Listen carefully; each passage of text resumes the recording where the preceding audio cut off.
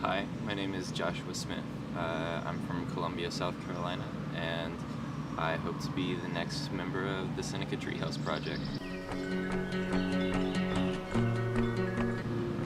What originally attracted me to the treehouse was the entire idea of community and being able to live with your neighbor instead of living next to them. I want to be able to live a more sustainable life and learn the skills that it takes to really do that, to move beyond the Google searches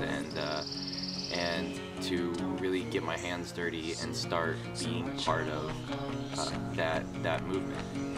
Usually, this is the part where I would start talking about my credentials and my qualifications for the job and to live on at the Treehouse Project. But because of the uniqueness of the Treehouse, I think that it would probably be just as, if not more, appropriate in this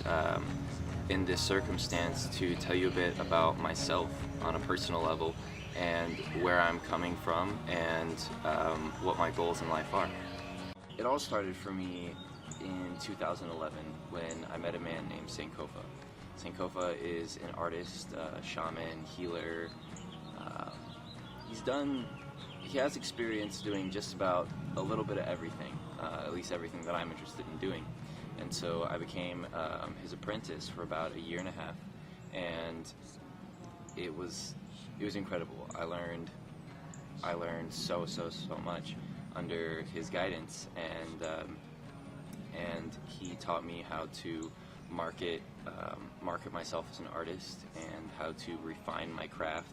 to be able to build a consistent inventory and to sustain myself off of my passion. So eventually, when I moved back to Columbia, I didn't have that mentor kind of role in my life anymore, and I was sort of left to my own devices to figure out what I was going to do, and so I decided to create a clothing line, for lack of a better term, Soul Canvas Art and Apparel. And I started out creating shirts primarily, and then started making jewelry and dream catchers and some sculptures and some paintings, drawings, and then I moved into graphic design. And by working in Illustrator and Photoshop, I was able to find in whole new ways to express myself and whole new ways to create graphics. And so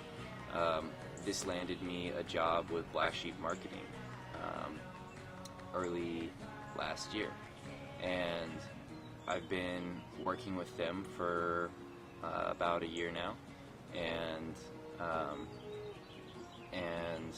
have created a magazine for one of their clients every single month since I've started with them, 40-page magazine every month, and have also started doing business cards, flyers, banners, anything that a regular business would need to advertise anywhere that they're trying to advertise. Within this last year, I've been making an effort to educate myself as much as I possibly can, and from every single angle and resource that I possibly can find. So primarily